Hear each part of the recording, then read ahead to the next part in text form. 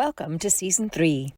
As we launch into October, we acknowledge that despite the cheery return of all things pumpkin, this is a month fraught with challenge, change, and a fair amount of anxiety for many of us.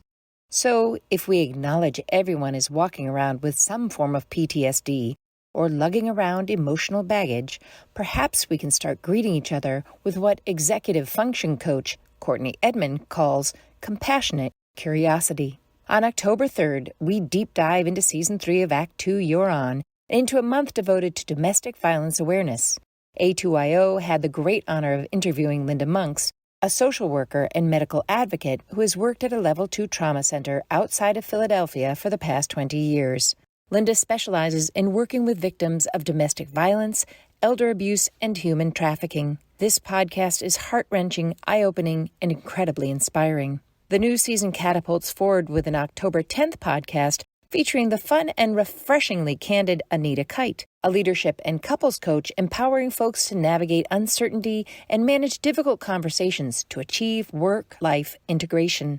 Lift your spirit and your sense of well-being with a sensational two-part podcast on October 17th and 24th with Courtney Edmond, who unpacks neurodivergence with a slew of research, resources, and a whole lot of hope. If we are to shed and evolve from this era rife with casual insults and callous mockery to bring forth a kinder, gentler, new reality, then we must get to the work of actively building toward a better future.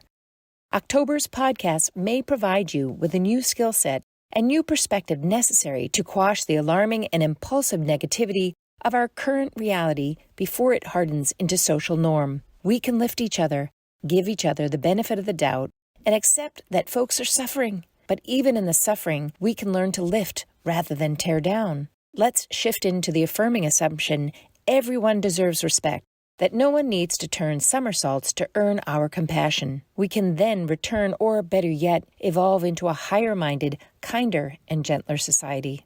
Listen in, and you might just find new insight on our way to reframing these complex times, even as we long for better days.